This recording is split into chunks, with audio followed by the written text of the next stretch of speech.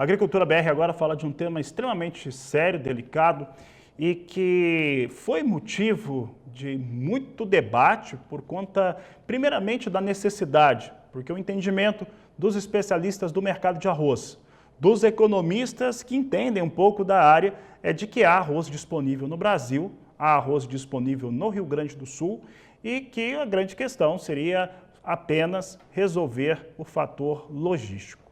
Enfim, depois de uma pequena batalha judicial, no qual teve suspensão do leilão, depois o retorno do leilão de compra feito pelo Ministério da Agricultura através da Conab nesta semana, nós temos agora mais um desdobramento.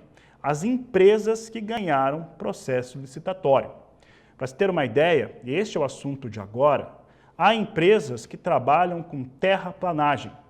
Há empresas que, vou colocar o nome dela, Pão de Queijo, que trabalha com capital de giro de 50 mil reais e está vendendo milhões de reais em arroz para o Brasil. Também tem outra empresa aqui que é uma mercearia. Mas quem vai falar sobre este assunto aqui no Agricultura BR é o deputado estadual do PP do Rio Grande do Sul, Marcos Vinícius Vieira de Almeida, que participa conosco desta edição de Agricultura BR. Deputado, qual é a sua avaliação para a compra desse arroz importado e, principalmente, quais foram as irregularidades que o senhor identificou neste leilão, ou pelo menos nas empresas que participaram do leilão? Boa tarde, seja bem-vindo. Muito boa tarde, um prazer enorme poder falar com todos vocês. Eu venho há pelo menos aí uns 20, 25 dias denunciando a intenção, essa intenção infundada do governo federal de fazer uma importação gigantesca, né, e bilionária de arroz para o Brasil, sem qualquer embasamento técnico, sem qualquer laudo que realmente pudesse comprovar ou assegurar riscos de desabastecimento nos supermercados, nos grandes atacadistas e principalmente uma elevação significativa de preço.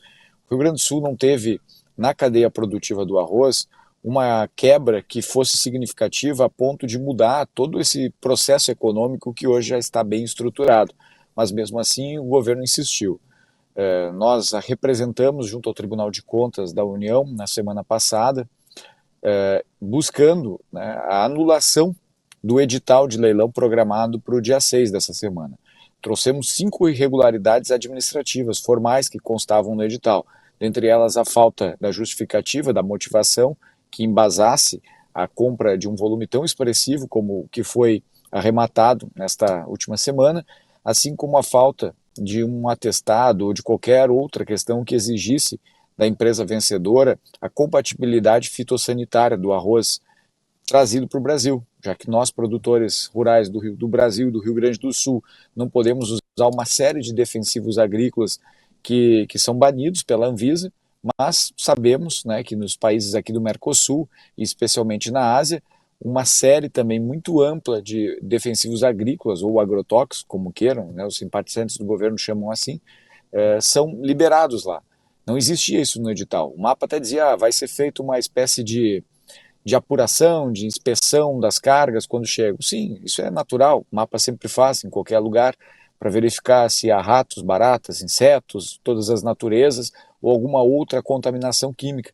Mas a compatibilidade fitossanitária não foi exigida em nenhum momento, fora tantas outras coisas que nós listamos. Mesmo assim, o governo insistiu na ideia do leilão, a justiça acabou derrubando liminares que proibiam, e nós tivemos essa surpresa triste e amarga de ver empresas sem nenhuma história de atuação em leilões desse porte, empresas cujo contrato social e as funções caracterizadas na sua relação profissional, empresarial, nada tem a ver exatamente com a movimentação de trades como se espera, né, de alguém que opera em bolsas, quem participa de leilões como esse. E isso nos deixou realmente muito aflitos, né? Tivemos o registro de uma trade que venceu, com relações estranhas nesse processo todo, cujo capital social dela é de uma microempresa, 110 mil reais, vendeu um volume muito expressivo de arroz.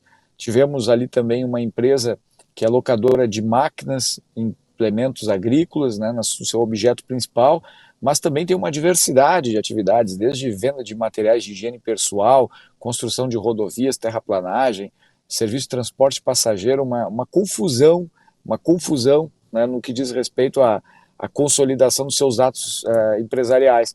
E essa também foi uma empresa que saiu vencedora do certame. Além disso, uma empresa que, ao que parece, é especializada na produção de sucos, conservas e sorvetes, também saiu vencedora, né, vendendo arroz para o Brasil. E a mais estarrecedora de todas é um mini mercado mesmo, né, uma pequena empresa com o capital social que está hoje anunciado nas plataformas do próprio governo, da Receita Federal, que demonstram capital social de R$80 mil, vendeu praticamente, né, quase 800 milhões de reais ela vai receber nessa transação para a venda de arroz. Essa empresa está situada no Macapá, num bairro, né, um mini mercado de bairro em Macapá. Então é assustador o que a gente viu nesse leilão. E eu tenho feito apelos aqui, não só aos órgãos de controle, como o Tribunal de Contas da União, cuja ação tivemos na tarde de hoje uma representação encaminhada ao Tribunal de Contas pedindo apuração, porque essas empresas não deram lances entre si, cada uma fechou seus lotes, sempre pelo preço mínimo lançado pelo governo, então não houve disputa de preço, simplesmente cada uma pegou um lote e ficou em silêncio no processo. Isso cheira a um cartel que preocupa muito ainda a todos nós, o que deixa sinais e indícios de irregularidades graves, né, não só pelo porte da empresa, pelo capital, pela forma como elas também se aplicam.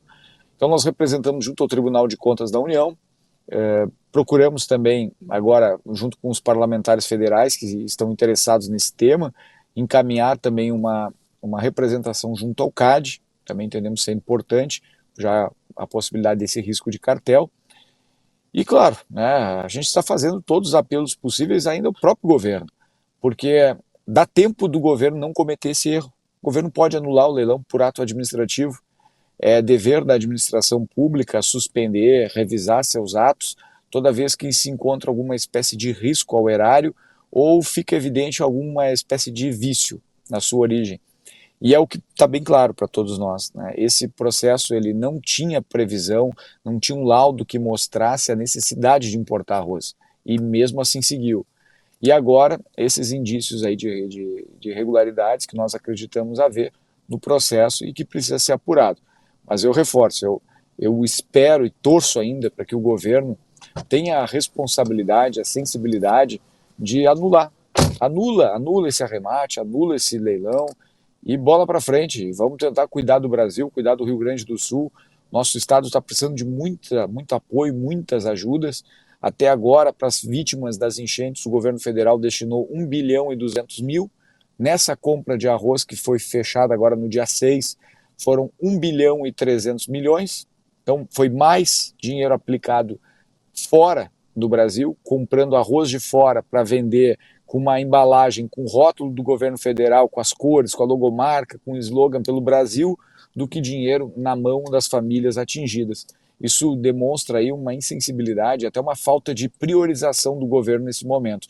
Não adianta o presidente Lula vir aqui para o Rio Grande do Sul com a sua equipe, com um aparato cheio de fotógrafos, câmeras, né, para fazer encenações, né, de tristeza, de aflição, quando na verdade o governo federal está destinando mais dinheiro dos cofres públicos, dinheiro dos brasileiros, em operações internacionais para a importação de um produto que não falta no Brasil e se valendo, né, neste momento, lamentavelmente, de empresas sem vocação, sem histórico para a área e que não têm, de acordo com seus dados oficiais que são divulgados pela Receita Federal, porte e estatura empresarial para fazer negócios dessa natureza milionários, né? Nós estamos falando aí de milhões. Deputado, além do governo federal, a Conab, poderem rever a decisão desse leilão e anular, que aparentemente, pelo resultado do certame, seria o mais adequado, na prática, quais outras ações, quais outras situações podem ser criadas via Congresso, via Assembleia Legislativa do Rio Grande do Sul, mas via o Congresso, o Senado, a Câmara Federal, via Justiça, para anular este leilão e o seu resultado? Ele pode sim. Primeiro, ele pode ser anulado de ofício pela própria Conab, pelo próprio governo. O governo pode fazer isso, aliás, o governo deve fazer isso, né? E evitar desgastes maiores com a população do Rio Grande do Sul e com os brasileiros que não querem botar 7 bilhões de reais numa operação financeira como essa, com empresas que não parecem ser, né, confiáveis. Os brasileiros não querem isso, então o governo deve fazer. Mas se não fizer, ainda cabe aos organismos de controle, cabe ao Tribunal de Contas da União, cabe ao Ministério Público Federal e o próprio Judiciário intervir nessa situação. Então, são essas as questões que nós estamos abordando aqui.